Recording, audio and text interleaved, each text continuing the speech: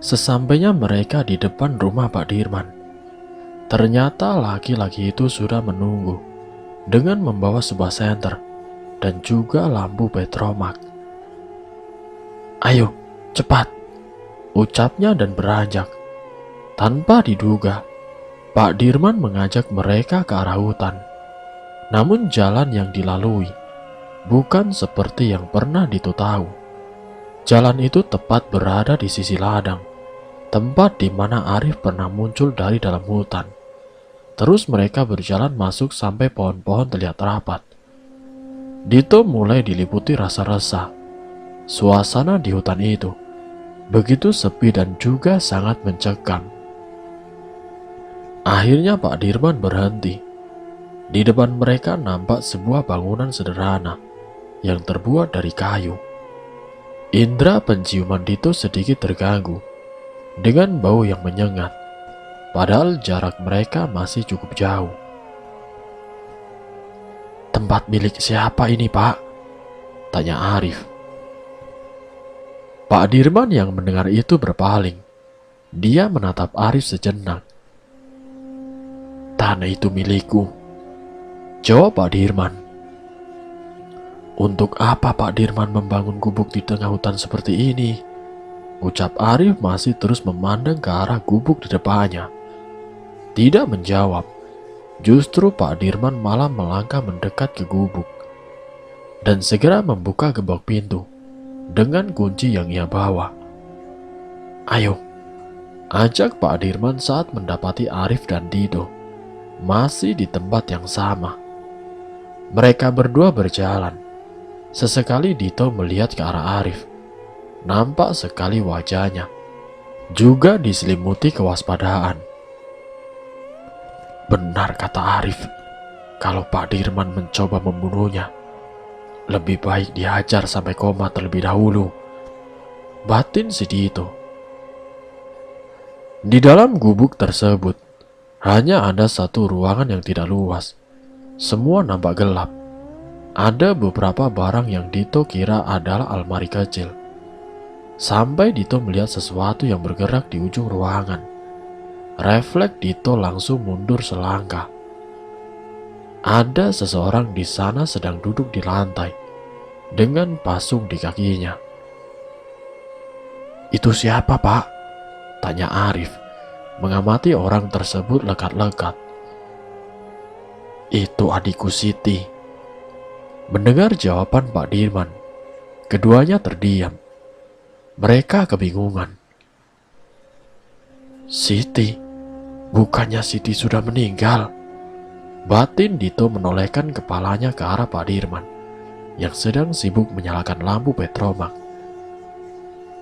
"Adik, bukannya Pak Dirman bilang kalau Siti sudah meninggal?" tanya Dito menahan nafas. "Untungnya ada aku dan juga kakekmu," ucap Pak Dirman sambil menoleh ke arah Arif. "Dia membantuku menyelamatkan Siti pada waktu yang tepat," jelas Pak Dirman. Kini ruangan itu sudah nampak jelas, walau masih ada sudut-sudut gelap yang belum terjangkau cahaya. Dia menjadi gila setelah tuduhan yang diberikan Parmin dan perlakuan dari warga desa yang begitu sangat menyakitkan. Terpaksa aku harus memasungnya.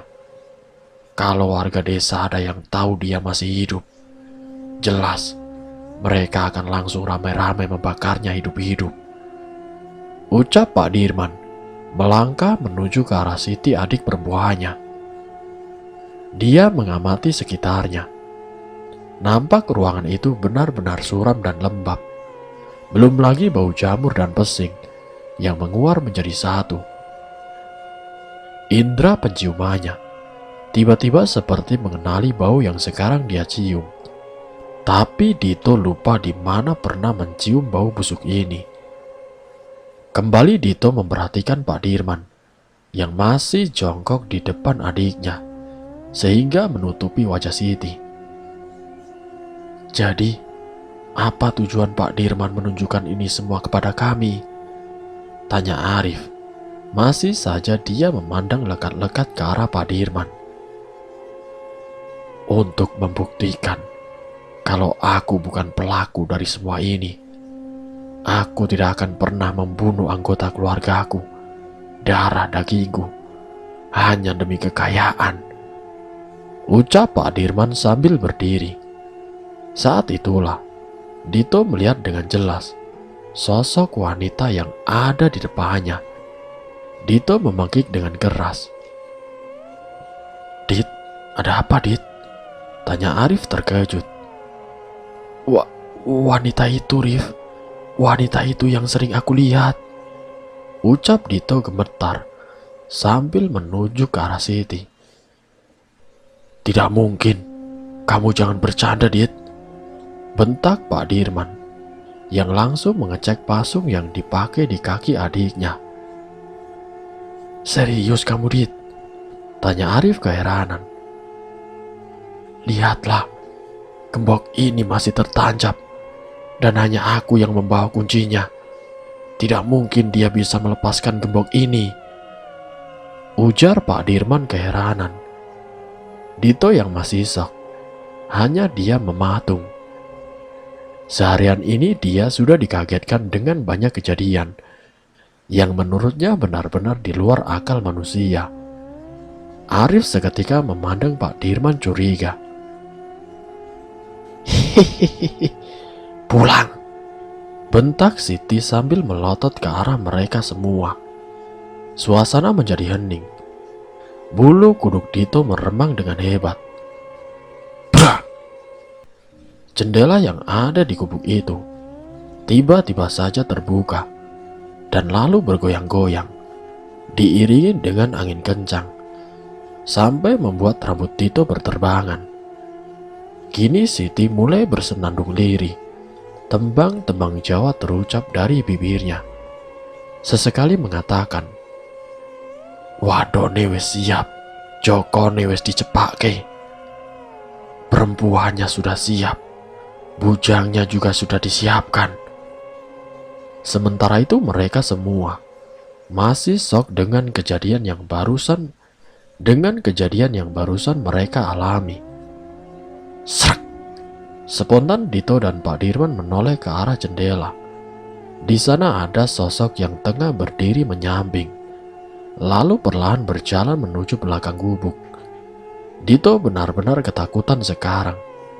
Dito menoleh ke arah Arif, yang ternyata dia sudah duduk bersila, memejamkan matanya.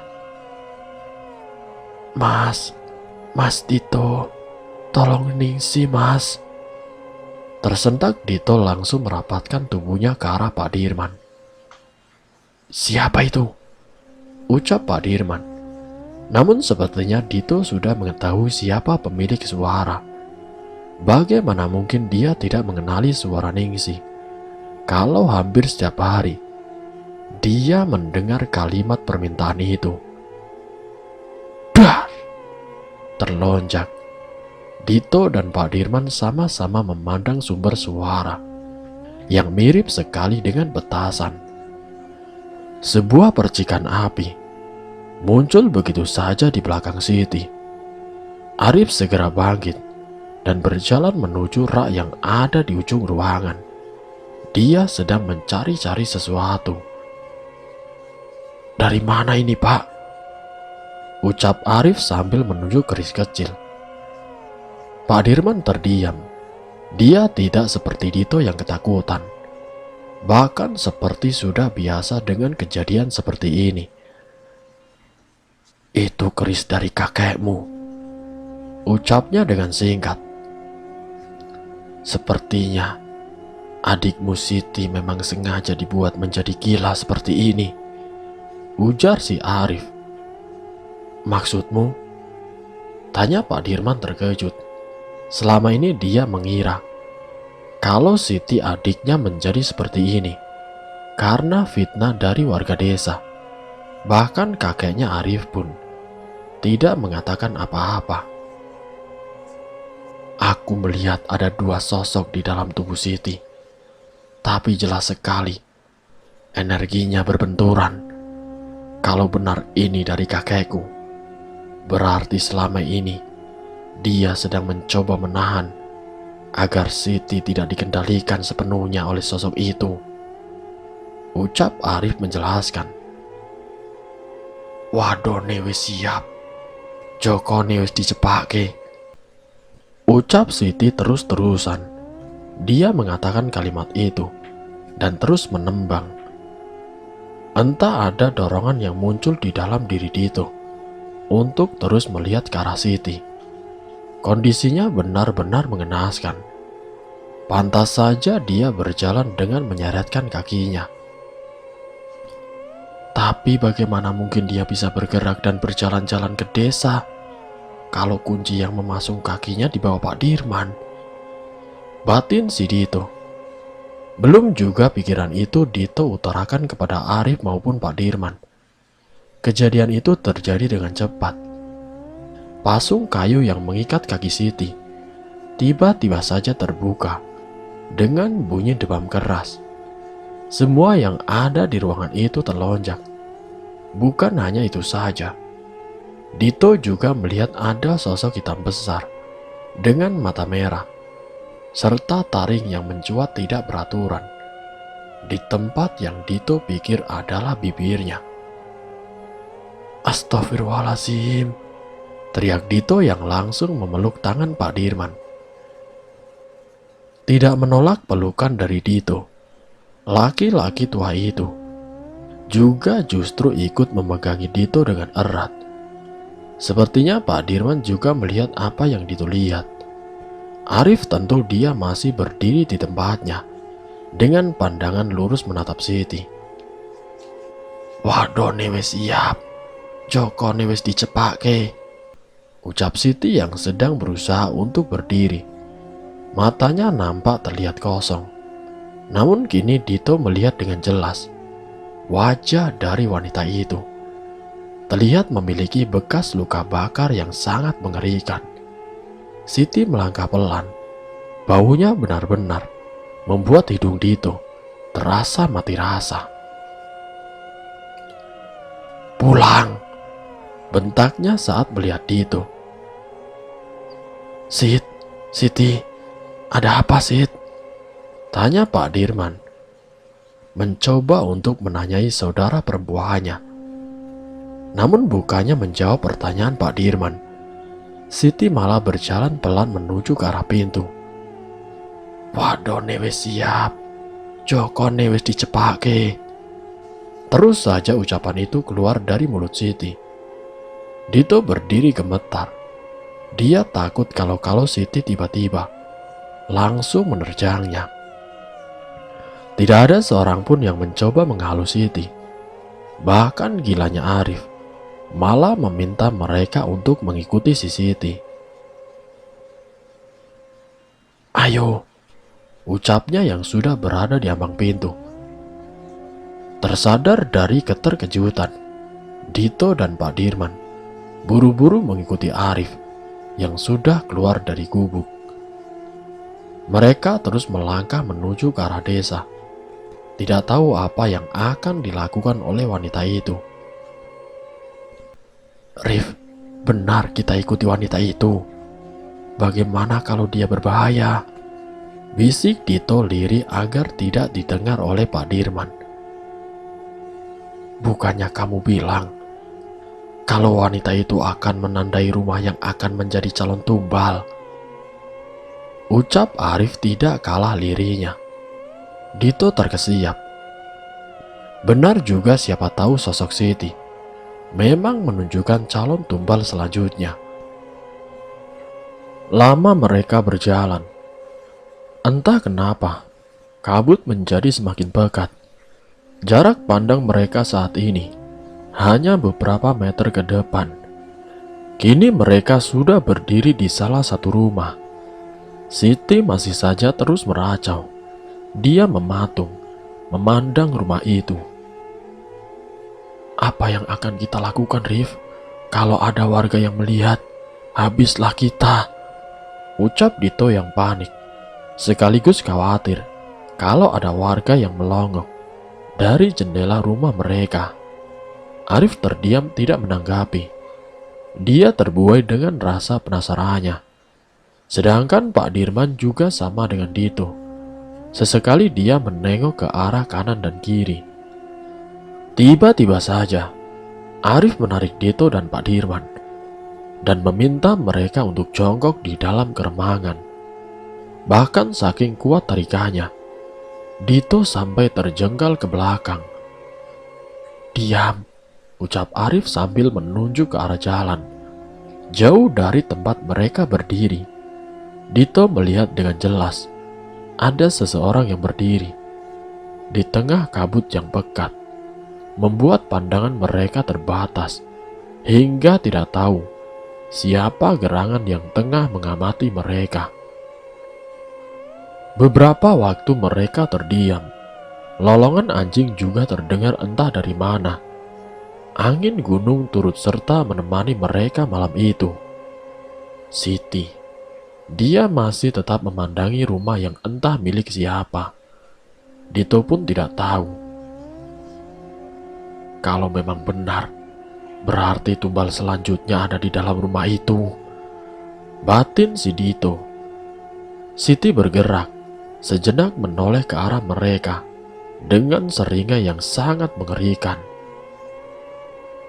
"Pulang!"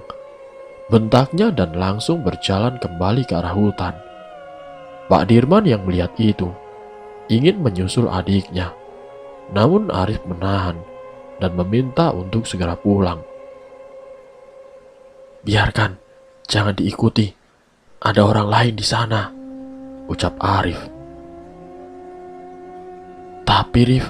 Tapi, kata Pak Dirman yang sangsi. Dia khawatir dengan keadaan adiknya. Kalau benar dia sudah sering seperti ini, dia akan langsung kembali ke gubuk. Hanya makhluk dengan kekuatan besar yang bisa membuka pasung seperti itu. "Jangan sia-siakan nyawa, Pak Dirman," ucap Arif. Dito hanya mengangguk-angguk, menyetujui ucapan temannya. Dengan terpaksa mereka menyingkir dan kembali ke rumah masing-masing.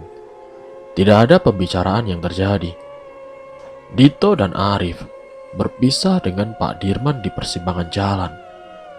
Setelah sosok Pak Dirman tidak kelihatan lagi, segera Arif buru-buru berjalan menuju rumah Nek Harjo. Kini mereka berdua sudah berada di kamar Dito. Pakaian kotor mereka sudah ditaruh di kamar mandi. Bau yang berasal dari badan Siti menempel kuat di pakaian yang tadi mereka pakai. Untungnya Dito membawa banyak pakaian, jadi dia bisa meminjamkannya kepada Arif. "Dari mana kau mempelajari itu semua, Arif?" tanya Dito sambil menyerahkan secangkir teh hangat untuk Arif. "Mempelajari apa, Dit?" tanya Arif kembali. Sebenarnya Arif sudah tahu kalau Dito menanyakan soal kemampuan yang dimilikinya. "Itu tadi yang kamu lakukan pas di gubuk," jawab Dito yang langsung bergidik, mengingat sosok yang ada di belakang Siti. "Oh, itu hanya tiba-tiba bisa, Dit. Aku tidak tahu. Mungkin keturunan," jawab Arif dengan mengangkat bahunya. Tapi Dito yakin kalau temannya tidak sepenuhnya jujur. "Memangnya kenapa, Dit?" tanya Arif yang mulai menghidupkan rokoknya. "Ya tidak ada masalah, hanya ingin tahu saja. Terkadang aku merasa kau bisa membaca pikiranku, itu saja," jawab Dito yang juga mengikuti teladan temannya, membakar sebatang rokok. "Pikiran bukan buku yang bisa dibaca setiap saat, Dit. Mereka yang bisa menerjemahkan frekuensi getaran yang ditimbulkan oleh otak si lawan bicara, yang bisa menerka apa yang sedang lawan bicaranya pikirkan," jelas si Arif. Dito melongo mendengarkan ucapan temannya. "Apa itu, Rif? Apa nama semacam penyakit?" tanya Dito kebingungan. "Sudah, lupakan. Ku jelaskan kau juga tidak akan paham. Dengan otakku yang kecil itu, sebaiknya kita fokus dengan masalah yang kita hadapi.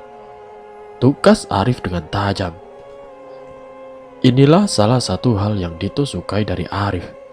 Tidak pernah bertele-tele dan sedikit bermulut pedas. Cocok sekali jika dijadikan sebagai orang yang bisa memancing keributan. Aku tidak tahu kalau kakekmu juga berasal dari desa ini, Rif. Tanya si Dito. Iya, tidak sama sepertimu. Semenjak kecil memang aku dibesarkan oleh kakekku. Tapi waktu umurku 10 tahun, aku pindah ke kota sebelah. Jelas si Arif. Pantas saja Dito tidak pernah melihat Arif sebelumnya. Jadi, kita sudah menemukan si wanita misterius itu. Kalau memang benar, berarti tumbal selanjutnya adalah wanita yang ada di rumah itu. Benar, ucap Dito memastikan. Tapi kita juga harus berhati-hati, karena dalang dari semua ini sepertinya sudah sadar kalau kita mengetahui tentang keberadaan Siti. Aku sedikit curiga, justru Siti lah yang digunakan untuk membunuh mereka. Jelas dengan kejadian tidak masuk akal tadi, semua bisa saja menjadi mungkin, ujar si Arif. Sekarang yang harus kita lakukan adalah mencari tahu siapa pemilik dari rumah itu dan bagaimana cara dia memilih tumbal selanjutnya. Apakah dengan hari kelahiran atau hanya sekedar belum menikah? Kalau memang si pelaku melancarkan aksinya dengan menghamili si wanita, itu akan jauh lebih mudah untuk menangkapnya. Lanjut si Arif. Dito benar-benar takjub dengan pemikiran temannya. Sama-sama tersenyum. Mereka sepakat untuk mencari informasi dari pemilik rumah yang tadi mereka kunjungi bersama Siti.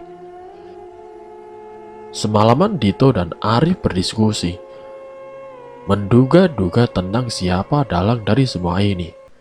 Akan tetapi, meskipun satu petunjuk sudah mereka dapatkan, namun masih banyak misteri yang sedang tersembunyi. Paginya mereka dibangunkan oleh Bude Ija yang meminta bergabung untuk sarapan. "Kalian begadang?" tanya Pak D yang melihat guap kantuk yang sering Dito tampilkan. "Biasa Pak D, gak bisa tidur. Kalau Arif molornya cepat," jawab Dito. Pak D menganggukkan kepalanya dan kembali berkata, "Dito, kamu sudah tidak diganggu sama Ningsi lagi kan?" Enggak Pak D." "Oh iya, terus bagaimana dengan mayat perempuan itu Pak D?" tanya Dito penasaran. "Polisi sudah membawa jenazahnya. Semoga pelakunya segera tertangkap," ujar Pak D ala kadarnya, seolah dia sedang tidak ingin mendiskusikan penemuan mayat di desanya. Mengerti, Dito tersenyum dan kembali memakan sarapannya, walau ada sedikit rasa enek yang muncul saat teringat mimpi tentang kepala di panci milik budenya. Setelah mereka selesai sarapan, Pak D pamitan kepada mereka untuk pergi ke ladang. Awalnya Dito ingin ikut, tapi Arif berinisiatif untuk mengajak Dito pergi ke gubuk yang semalam ditunjukkan oleh Pak Dirman. Saat ini Siti merupakan kunci penting dari semua rentekan kematian para wanita di desa Renggono. Terlebih mereka ingin memastikan jika memang Siti sudah benar-benar kembali ke gubuk itu. Aku masih tidak habis pikir bagaimana cara si dalang menghamili wanita-wanita itu.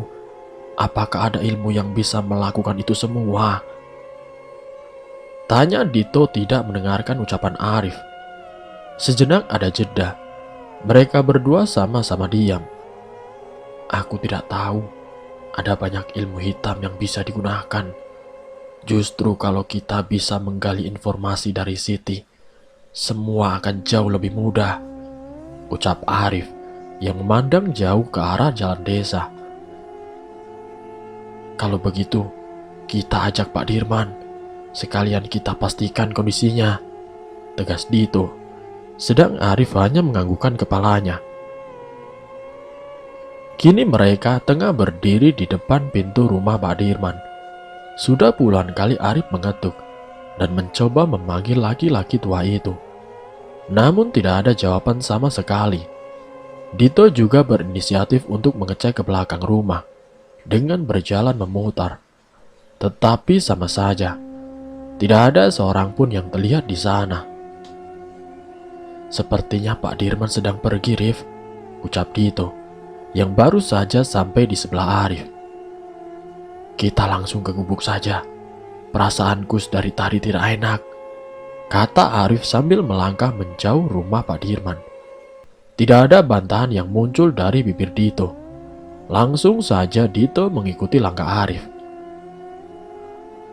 Apa tidak sebaiknya kita meminta bantuan Pak Prianto? Ujar si Dito saat mereka sudah masuk ke dalam hutan.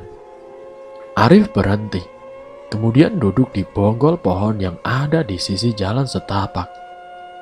Dito memperhatikan raut wajahnya, menyiratkan kekhawatiran yang selama ini jarang sekali terlihat. Mengikuti temannya, Dito juga duduk dan menghidupkan sebatang rokok. Aku juga berpikir demikian, tapi akan ada banyak resiko jika banyak orang yang mengetahui semua ini. Bisa saja justru orang terdekat kita yang menjadi dalang dari semua ini, ucap Arif sambil mengusap wajahnya dengan tangan. Benar kata Arif, selain Pak D dan Bude serta Pak Amar, bisa saja justru malah Pak Kades dalang dari semua ini. Tapi bagaimana kita bisa mencari informasi tentang rumah yang didatangi Siti semalam? Tidak mungkin kita menanyakan kepada nenekku ataupun orang lain. Satu-satu orang yang dengan mudah memberikan informasi itu adalah Pak Prianto. Cap Dito mencoba menjabarkan pemikirannya. Arif menganggukkan kepalanya. Benar, memang sebaiknya aku meminta bantuan dari Pak De Prianto untuk bisa memecahkan masalah yang sudah turun-temurun ini. Toh dia juga sudah mengetahui dari cerita kakek, ucap Arif yang kembali berdiri. Tersenyum Dito mengikuti Arif melanjutkan perjalanan menuju gubuk yang ditinggali oleh Siti. Perlu 30 menit lebih mereka berjalan. Dari kejauhan, kini mereka sudah melihat gubuk sederhana yang memiliki bau yang sangat memuakan. Ada rasa malas yang muncul di batin Dito untuk dekat-dekat dengan Siti. Selain baunya yang membuat tidak nyaman, bulu kuduknya juga sering meremang saat berdekatan dengan wanita itu. Baru saja Dito melangkahkan kakinya, Arif tiba-tiba saja menyeret lengannya ke samping. Kenapa, Rif? Tanya Dito penasaran. Arif tidak menjawab dan terus saja melihat ke arah gubuk. Dito mengikuti arah pandangan temannya. Jauh di depan mereka, ada seseorang yang tengah keluar dari dalam gubuk dan berjalan ke arah hutan. Itu bukannya Pak Dirman, Rif, ucap Dito yang memperhatikan perawakan dari orang tersebut. Aku tahu, makanya aku menyeretmu untuk bersembunyi, ujar Arif setelah dirasa aman. Mereka buru-buru melangkah menuju gubuk kumuh itu. Segera Arif mencoba untuk membuka pintunya. Sial, umpat Arif saat berada di depan pintu. Ada apa, Rif? Tanya Dito kebingungan. Kita tidak menutup pintu ini semalam. Semoga saja dia tidak curiga, kata Arif yang langsung saja menerobos masuk ke dalam gubuk. Dito masih diam mematung. Otaknya terasa begitu lembut untuk mencerna apa yang Arif maksud. Menahan nafas, Dito ikut masuk ke dalam gubuk. Dalam sekali penglihatan, matanya langsung tertuju sudut ruangan. Ada perasaan shock dan keheranan. Bagaimana bisa Siti kembali berada di sana dengan posisi terpasung dan gembok yang terkunci? Padahal jelas saja Pak Dirman mengatakan kalau dia yang membawa kunci pasungan itu. Sekali lagi Dito mengedarkan pandangannya. Kini semua terlihat dengan jelas saat siang hari. Gubuk itu benar-benar kumuh. Piring-piring yang berjatuhan dan beberapa makanan terlihat sudah menjamur. Belum lagi bau pesing dan semacam kotoran kering menguar dari arah Siti. "Siapa kamu? Mas Dirman di mana?" Terdengar suara para wanita. Sontak Dito menoleh. Dia terkejut.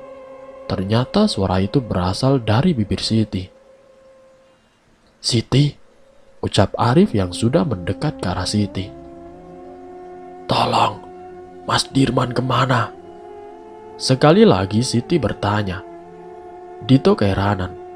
Keadaan Siti benar-benar berbeda dengan semalam yang ia lihat.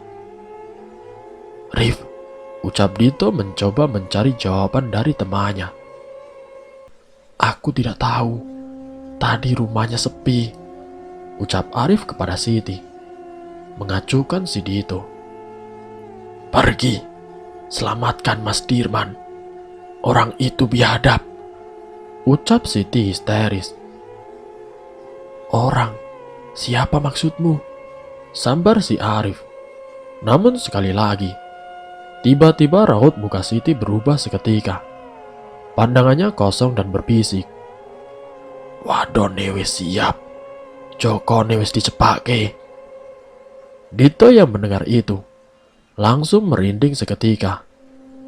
Arif beranjak, tidak mengucapkan apa-apa, dan langsung menarik Dito keluar gubuk. Segera Arif menutup pintu dan berjalan kembali ke arah desa. "Ada apa, Rif?" tanya Dito penasaran. Dia benar-benar tidak bisa menebak apa yang telah terjadi. "Kita harus ke tempat Pak Dirman," ucapnya dengan langkah yang hampir bisa dikatakan setengah berlari. Tidak bertanya lebih lanjut, Dito mengikuti apa yang Arif katakan. Terengah-engah mereka sudah berada di depan rumah Pak Dirman. Sekali lagi Arif mencoba mengetuk dan memanggil-manggil nama Pak Dirman. "Ada yang tidak beres, Dit. Coba kita cek lewat belakang," ucap Arif. Mereka buru-buru berjalan memutar. Di belakang juga terlihat suasana sepi. Terlebih rumah Pak Dirman yang agak jauh dari rumah warga lainnya, sehingga mereka juga tidak bisa bertanya kepada tetangga sekitar. "Apa yang kamu lakukan, Rif?" tanya Dito saat melihat Arif mencoba membuka pintu dapur milik Pak Dirman. "Tidak dikunci, Dit," kata Arif sambil menengok ke arah Dito. "Yakin kita akan masuk, Rif?" tanya Dito yang masih merasa ragu. Bagaimana jika Pak Dirman sedang pergi keluar dan melihat mereka mengendap-endap memasuki rumahnya? Bisa habis mereka dihajar warga desa. Pak Dirman," panggil Arif dengan melongokkan kepalanya ke dalam rumah. Dito sedikit heran dengan kenekatan Arif. Dia sama sekali tidak mendengarkan perkataan Dito, yang justru sekarang sudah melangkah masuk ke dalam rumah. Sedangkan Dito menunggu di luar, takut kalau ada warga yang melihat mereka. Dito mendengar dengan jelas ada sesuatu yang terjatuh. Buru-buru dia masuk ke dalam untuk mengecek keberadaan Arif. Takut-takut kalau Pak Dirman di dalam sedang mencelakai temannya. Dito sudah melangkah ke dapur dan menuju ruang tengah. Terlihat Arif sedang tersungkur di tanah dengan menatap ke arah kamar yang terbuka. "Rif, kamu kenapa, Rif?" tanya Dito yang langsung berjalan buru-buru, ingin menolong temannya. Tidak ada jawaban, hanya tangan Arif yang mengacung ke arah dalam kamar. Sontak Dito memalingkan pandangannya. Mata Dito membulat sempurna, ingin mengucap istighfar. Namun yang keluar hanya suara mirip kumur-kumur yang tidak jelas. Tangannya mencekram lengan Arif dengan erat. Pak Dirman tergantung di dalam kamar salah satu rumahnya. Tersadar Arif langsung menarik si Dito. Ayo Dit, ayo. Dito yang masih gemetar, merasa tidak bisa berdiri dengan benar. Tatapannya benar-benar kosong, melihat jenazah Pak Dirman yang tergantung seperti itu. Dit, ayo Dit. Sekali lagi Arif menarik lengan Dito. Mereka buru-buru pergi dari rumah Pak Dirman. Sedari tadi Dito hanya diam dan terus saja mengikuti si Arif. Entah tujuannya kemana, Dito tidak tahu. Rif, Pak Dirman Rif, ucap Dito dengan lirih. Dito menyentakkan tangan Arif. Rif, Pak Dirman, kenapa kita pergi? Bentak Dito. Arif tidak peduli. Dia kembali menarik Dito untuk menjauhi rumah Pak Dirman. Rif, teriak Dito. Goblok, kalau kau mau masuk penjara, ya sudah sana balik, ucap Arif yang langsung berbalik meninggalkan si Dito. Tertegun Dito memandang si Arif yang sudah berjalan beberapa meter di depannya. Tersadar bahaya sedang mengintai mereka, Dito berlari menyusul temannya. Kini mereka sudah duduk di rumah Pak Prianto. Keduanya terlihat gusar. Kopi yang sudah disediakan oleh Bu Prianto juga tidak disentuh. Hanya berbatang-batang rokok yang sudah mereka habiskan, sembari menunggu Pak Prianto pulang dari kantor desa. Baru pada pukul 2 siang, mereka mendengar suara motor yang terparkir di depan rumah Pak Prianto. Assalamualaikum. Salam Pak Prianto. Waalaikumsalam, jawab Arif dan Dito bersamaan. Melihat keberadaan mereka berdua, wajah Pak Prianto menyiratkan keheranan. Tumben Dit, ada apa? Tanya Pak Prianto yang berjalan mendekat. Ada yang ingin Arif sampaikan Pak De, ucap Arif. Ada masalah? Tanya Pak Prianto yang sudah duduk di depan mereka berdua. Sejenak tidak ada yang menjawab. Baik Arif maupun Dito ragu untuk memulai. Tatapan tajam Pak Prianto membuat nyali Dito menciut. Rif, kata Pak Prianto sekali lagi. Arif menghela nafas. Ini tentang kematian yang terjadi di desa Renggono, ucap Arif langsung menatap mata Pak D-nya. Pak Prianto terdiam. Kita bicarakan di belakang. Pak D ganti baju dulu, ujarnya dan langsung bangkit meninggalkan ruang tamu. Dito yang hanya tamu, hanya mengekor mengikuti si Arif menuju teras belakang rumah. Langsung saja, ceritakan apa yang kalian ketahui, tegas Pak Prianto. Segera Arif menceritakan kejadian beberapa belakangan ini, saat di mana Dito selalu mendapatkan teror terus-menerus dari Ningsi. Tentang Neharjo, yang menceritakan bagaimana dulu kejadian serupa pernah terjadi. Hingga saat Arif ingin menceritakan tentang Pak Marwanto dan istrinya. Sejenak Arif memandang si Dito. Dia meminta persetujuan. Dito yang menangkap maksud tatapan Arif hanya mengangguk. Malam itu, kami juga membuntuti Pak Marwanto dan istrinya. Mereka, ucap Arif. Mereka kenapa, Rif? Dorong Pak Prianto. Nampak sekali dia sedang menahan emosinya. Mereka melakukan satu ritual di pohon yang ada di dalam hutan, dan setelah itu bersegama, ucap Arif yang masih saja terus menatap Pak D-nya. Bagi Dito itu sungguh keberanian, karena dia sendiri merasa ciut dengan sorot tajam dari Pak Prianto. Brengsek, ucap Pak Prianto terkejut. Terus, apalagi yang terjadi?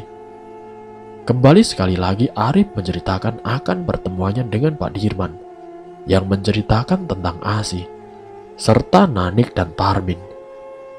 Terus saja Arif bercerita, hingga saat mereka diminta untuk datang malam-malam. pergi bertemu dengan Pak Dirman. Dan kalian bertemu dengan Siti. Siti masih hidup? Tanya Pak Prianto tidak percaya. Kini sudah berbatang-batang rokok yang habis terhisap di mulut laki-laki itu. Dito tahu pasti, pikiran Pak Prianto begitu semrawut dengan cerita yang didapatkannya dari Arif. Benar, tapi ada sesuatu yang aneh. Kembali Arif menceritakan tentang bagaimana dengan kondisi Siti. Bagaimana dia menemukan pusaka yang ditinggalkan kakeknya. Serta bagaimana kejadian saat pasung yang tiba-tiba terlepas.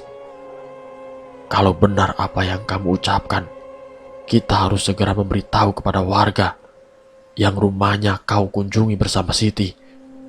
Selain itu, kita juga harus bertemu dengan Pak Dirman, ucap Pak Prianto dengan sekali tarikan nafas. Dito benar-benar tidak bisa berucap banyak saat itu. Otaknya benar-benar tidak bisa diajak kerjasama. Bayangan kematian dari Ningsih hingga Pak Dirman terus saja menggelantung di depan matanya. Sejenak Arif terdiam. Pak D, Pak Dirman sudah mati, Pak D, ucapnya dengan datar. Mendengar jawaban Arif, Pak Prianto terdiam kebingungan.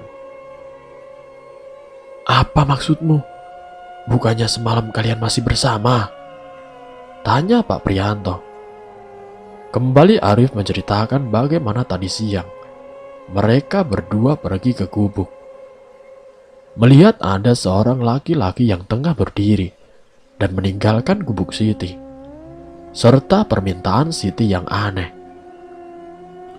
Karena tersadar ada sesuatu yang aneh, Arif buru-buru pergi, berniat mengecek rumah Pak Dirman. Hingga saat Arif mencoba menendang pintu kamar, jasad Pak Dirman sudah tergantung di kamarnya, ucap Arif yang kini Dito juga melihat matanya sedikit memerah. Goblok kamu, Rif, bentak Pak Prianto yang langsung menyandarkan punggungnya ke kursi. Dito hanya tertunduk, tidak berani mengucapkan apa-apa. Sekali lagi dia mencoba melirik ke arah Arif yang kini juga sudah menyandarkan punggungnya. Meski matanya memerah, tapi ekspresinya benar-benar datar. Selain kalian, siapa saja yang sudah mengetahui kalau Pak Dirman sudah meninggal? Ucap Pak Prianto setelah sekian lama diam. Tidak ada, Pak D, hanya kita berdua. Dia selalu bilang kalau dia dan keluarganya dijauhi oleh warga desa. Ada kemungkinan kalau belum ada yang mengetahui, ucap Arif menjelaskan, yang kini mulai membakar sebatang rokok. Sudah kuberitahu untuk tidak sembrono dan jangan mencoba menyelesaikan semua sendiri. Tapi sepertinya omongan Pak Demu ini memang tidak pernah kau dengarkan, geram Pak Prianto. Aku tidak butuh ocehan, Pak D. Kalau memang Pak D bisa membantu, bantulah. Kalau memang tidak, akan ku cari sendiri jalan keluarnya, kata si Arif yang membuat bola mata Dito membulat. Dan bersambung, siapakah sebenarnya dalang dari semua ini? Apakah Pak Prianto sendiri? Apakah yang lainnya? Nanti saya akan lanjutkan ke bagian yang berikutnya. Jadi untuk kalian, saya mohon tetap stay di channel ini. Sampai bertemu di part yang selanjutnya. Wassalamualaikum warahmatullahi wabarakatuh.